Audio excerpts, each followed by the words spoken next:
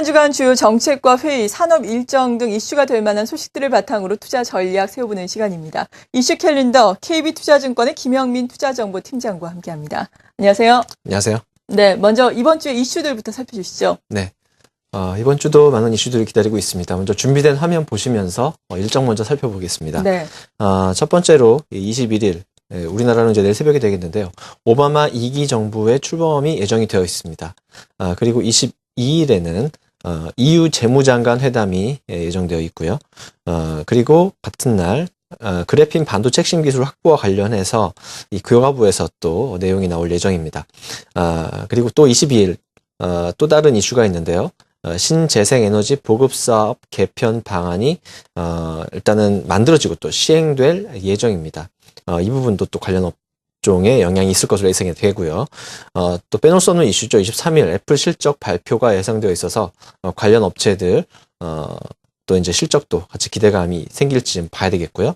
24일에는 1월 임시국회가 개원될 예정입니다. 네, 이렇게 많은 일정들이 또 우리를 기다리고 있습니다. 지난주에는 미국에서 금융주들이 많은 실적을 발표를 했는데요. 이번 주에는 애플을 비롯한 많은 IT주들이 실적을 발표를 하니까요. 이 점도 염두를 해둬야 되겠고요. 다른 일정들을 보니까 또 정치권의 정책 기대감이 향상될 수 있는 많은 이벤트들이 있습니다. 이 중에서 어떤 것 주목을 해볼까요? 예, 지난주에도 그 오바마 재선 이후 이제 취임식 관련해서 전후로 관련 오바마 케어 관련주들에 대한 또 얘기도 잠깐 들렸었는데요. 오늘 같은 경우는 또 같은 이슈를 가지고 다른 관점에서 또 살펴보겠습니다. 예. 오바마 재선 관련해서 이번 출범식을 앞두고 있는데 그것과 또 관련된 내용을 가지고 좀 준비를 해봤습니다. 오늘은 그 신재생에너지 쪽 관련된 내용을 좀 소개해드리려고 하는데요. 네. 지난주에도 말씀을 드렸지만 이 오바마가 재선에 성공하면서 사실 이 정책적인 기조가 크게 변화가 생기진 않을 것 같다. 이런 말씀이고 더 강화될 가능성이 높다는 말씀을 드렸었는데 즉 그 인물이 바뀔지라도 이런 행정부나 이외의 큰 구도가 바뀌지는 않을 것이다. 이런 말씀을 좀 드렸었습니다.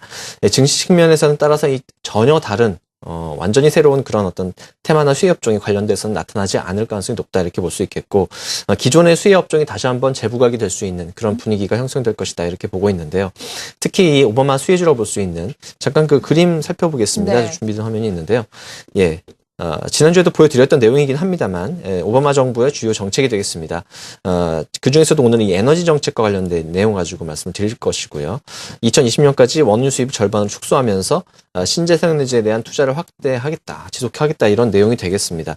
그래서 이 오바마 수혜주, 뭐 헬스케어, 또 셰일가스도 있지만 이 신재생에너지 업종에 대한 관심이 계속적으로 좀 필요할 것 같고요.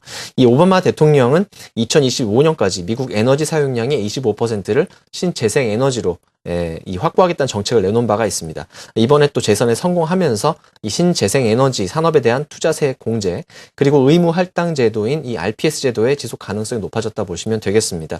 이에 따라서 이 풍력과 태양광 이런 이 신재생에너지 관련 이 발전 관련 업체에 대한 투자 심리에도 긍정적인 영향을 줄 수 있을 것으로 예상이 되는데요. 최근에 이 국내에서도 이 추운 겨울 날씨 상당히 좀 춥죠 요즘 날씨가요. 그렇죠. 그리고 이 전력 부족에 대한 우려감들이 따라서 높아지고 있는 이런 상황이고 그리고 폐기물 처리나 안전성 문제에 있어가지고 이 원자력 발전에 대한 문제는 속속 또 제기가 되고 있는 이런 상황이 되겠습니다. 따라서 이 두 번째 그림 한번 보시죠. 이 그 국내에서도 정부가 그 2030년까지 신재생에너지 비중을 11%대로 확대할 것으로 이렇게 방침을 세워놓고 있고요.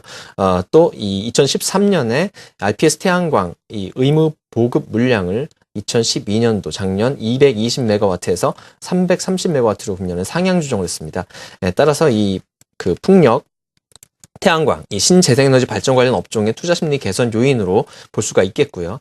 이 안정적인 또 예산 지원, 그리고 이 전문 기업과 인력 육성이 필요하다라는 측면이 되겠는데, 사실 그 22일 날 신재생에너지 보급 사업 개편 방안이 또 수립되고 그와 관련된 시행 방안도 또 나올 예정이어서 이런 뉴스들이 또 이번 주에는 관련주에 그 영향이 있지 않을까 생각이 됩니다. 크게 말씀드리면 에너지 산업에 대해서의 어떤 패러다임의 변화가 나타나고 있다 이렇게 보시면 되겠는데요. 태양광, 풍력 에너지, 이 한국 같은 경우에 태양광 수출액 기준으로 봤을 때 2009년 기준이긴 한데 이 독일하고 일본, 미국 다음으로 4위권이라고 보시면 되겠습니다. 이렇게 그 태양광 쪽에서 또 나름대로 수익권에 있다 보시면 되겠는데 이 유럽 재정위기라든지 또 중국 최저가 제품 공세 영향으로 인해서 이 태양광 발전 업체들의 주가가 상당히 또 한동안 저조했었습니다. 네. 최근에 좀 반등이 나오고는 있지만 따라서 이 대부분의 업체들이 아직까지는 영업 손실을 기록하고 있는 경우가 많습니다. 네, 이런 측면에서 투자 심리가 아직까지 본격적인 어떤 개선이 되고 있다 이렇게 보기는 어렵지만 아직까지는 반등 국면에서 이해를 해야 되겠지만 이 주요 제품 가격 반등 그리고 실적 턴어라운드가 일어날 경우에는 사실 좀 더 시간이 필요하겠지만 이 옥석을 가려서 또 접근을 좀 해봐야 되지 않나 생각이고요. 네, 일단 관련주들을 먼저 살펴본다면 네.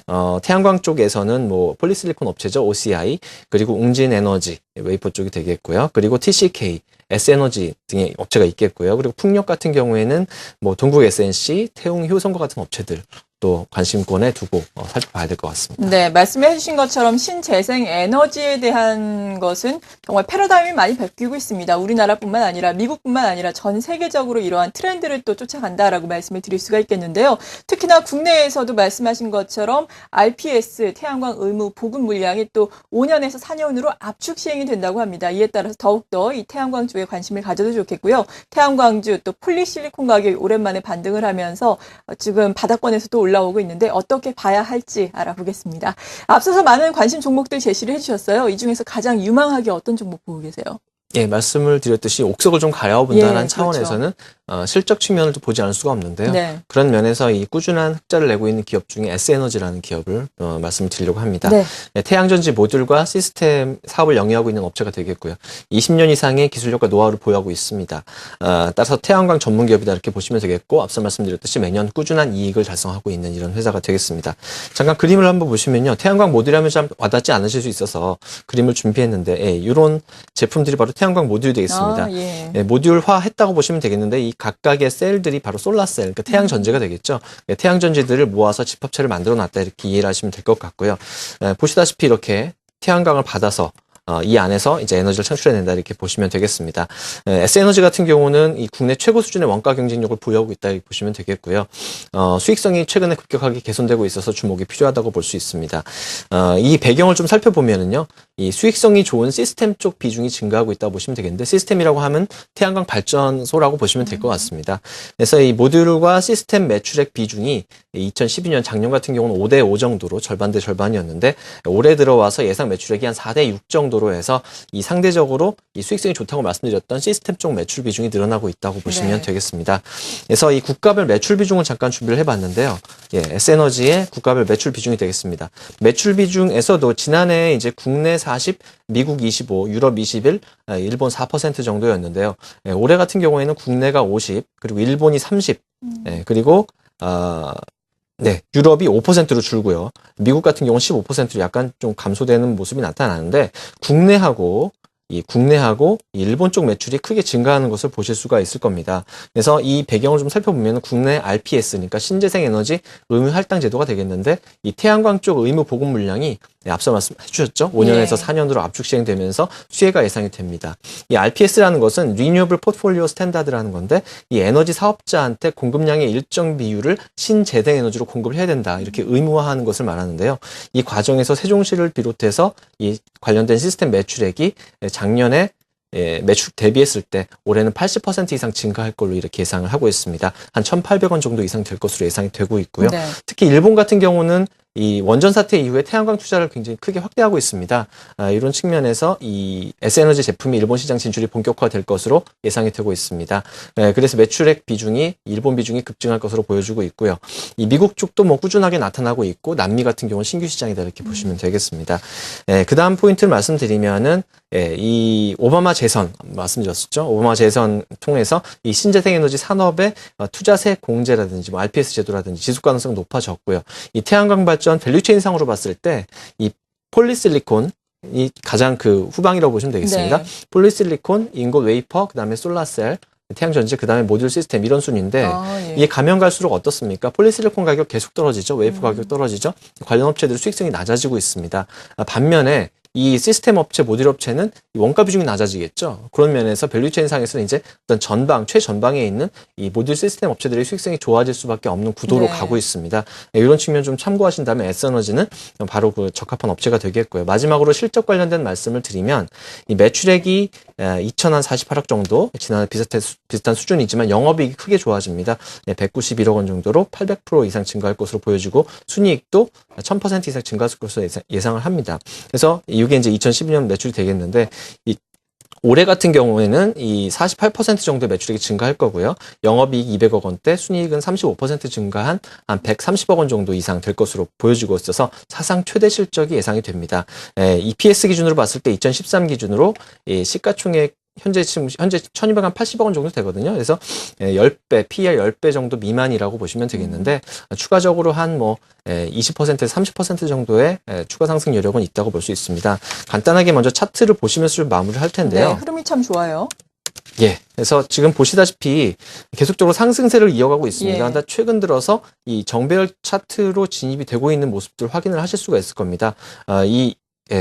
11,000원대를 돌파하면서 이제 저항 구간을 벗어나고 있고 꾸준한 정배열 차트 흐름, 이 상승 추세가 지속될 것으로 보여지는데 보시면 최근 주가가 좀 많이 올라왔죠. 하지만 이 일봉 차트 기준으로 보시는 거고요. 주봉 차트 기준으로 보셨을 때 상당히 지금 아직까지는 상승 여력이 충분히 있다. 네. 이렇게 좀 생각하실 수 있는 구간이 아닌가 생각이 듭니다. 따라서 이 한 단계, 이 12,000원대를 넘어서고 안착한 흐름이 나타난다면은 추가적으로 13,000원, 14,000원, 15,000원 이렇게 한 단계 주가가 레벨업 될 수 있는 이런 상황으로 보시면 되겠고요.